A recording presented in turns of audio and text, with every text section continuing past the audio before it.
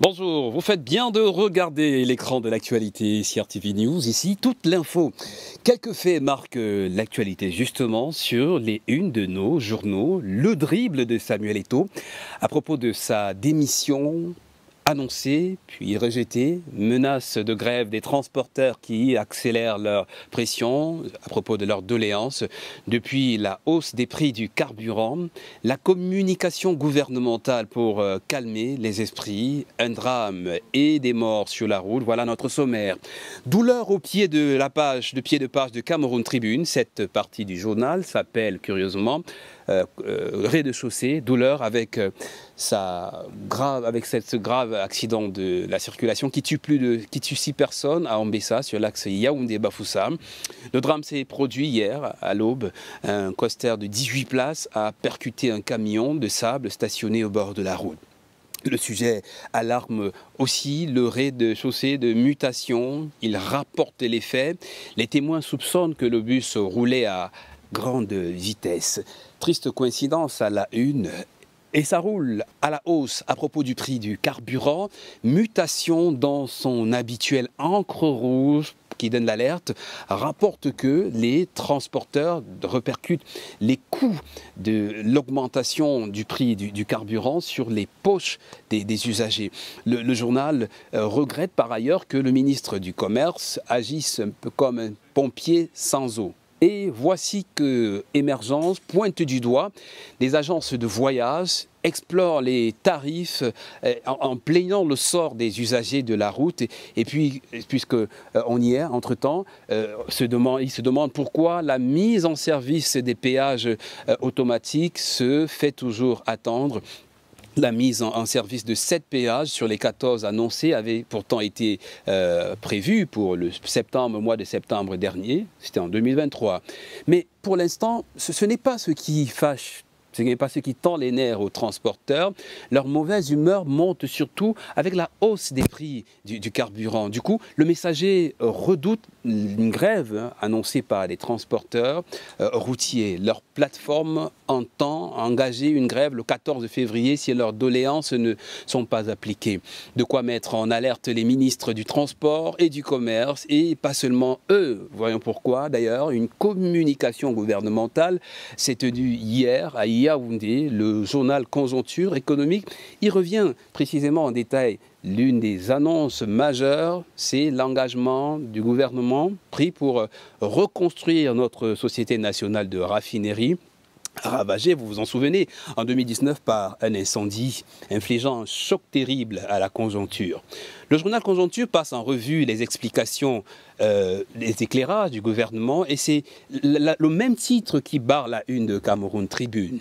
C'était, comme nous l'appelons affectueusement, des détails sur 2 pages, les clarifications des 6 ministres présents à cette table qui veut calmer tout le monde, notamment avec des mesures d'accompagnement prescrites par le président de la République. Surtout, la revalorisation des revenus.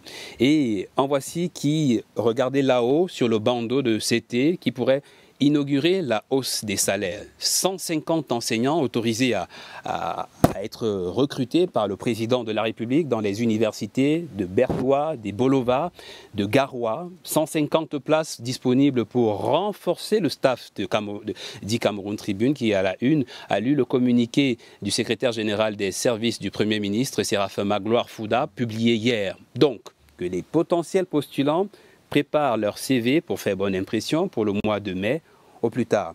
Et voici qui pourrait faire sortir quelques Camerounais des rangs des chercheurs d'emploi. Et justement, en matière d'emploi, jeunes, Éco Matin affiche une inquiétude légère à sa une dans son bilan d'une décennie. À l'approche de la 58e édition de la fête de la jeunesse, Éco Matin examine de près les programmes dédiés aux jeunes, dont le plan triennal jeunes qui patine un tout petit peu. Le journal dresse aussi, à sa plus grande joie, les portraits de success stories des jeunes qui pourraient servir d'exemple. Exemplaire, c'est le mot choisi par le flambeau de Philippe Garfé pour qualifier le management de Didier Dovoum, qui est à la tête du centre de promotion multifonctionnel des jeunes, mis en place par le MINJEC de Tibati. Il est célébré dans ce journal, dans le Lom El Jerem, comme un porteur, un porte-flambeau, éclaireur du développement civique, admire le journal. Profil à lire d'une jeunesse qui inspire. On pourrait en dire autant de Samuel Eto'o, le président de la Fédération camerounaise de football, dont le nom ne quitte plus les unes, comme celle de Mutation, Guardian Post, Le Jour. Le Jour, justement, mais avec l'échec des Lions indomptables à la CAN, doit avoir un peu de bleu dans l'âme, la mélancolie, la tristesse, un brin de nostalgie, Samuel Eto'o, plein le cœur. Sa démission annoncée, rejetée, puis rejetée pendant une réunion d'urgence au comité exécutif, COMEX fait écho, une réunion tenue à l'hôtel Hilton de Yaoundé. Et le quotidien Le Jour fait tourner l'affaire en dérision avec un titre, « La mise en scène du président » et des membres du COMEX. Et c'est ce que le quotidien Mutation a appelé, en pied de page, la feinte de démission d'Eto'o. Et nous, on va dire, quel dribble, sans jeu de mots. Sans jeu de mots, évidemment, on vous souhaite de dribbler tous les obstacles à votre épanouissement. L'homme se découvre lorsqu'il se mesure à l'obstacle, vous le savez, comme moi. Bonne journée devant l'écran de l'actualité, CRTV News. Ici toute l'info, nous sommes toujours contents, nous voulons toujours faire de vous les premiers à savoir et nous sommes heureux de vous savoir fidèles. L'info se poursuit. Heureuse journée.